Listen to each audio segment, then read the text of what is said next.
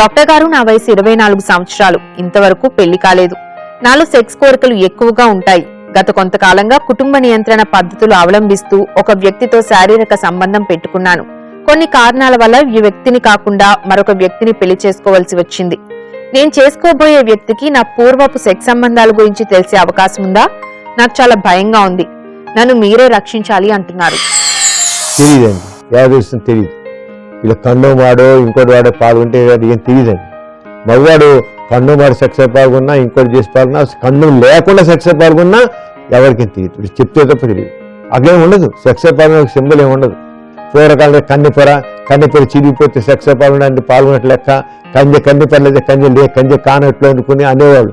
అదే కరెక్ట్ కాదు. కన్యపొర లేకపోయినా కన్యే. అంచేత కన్యపొర లేదు కానీ అది ఎలా కరెక్ట్ కాదు ఇక మగవాళ్ళకి చెప్పలేం.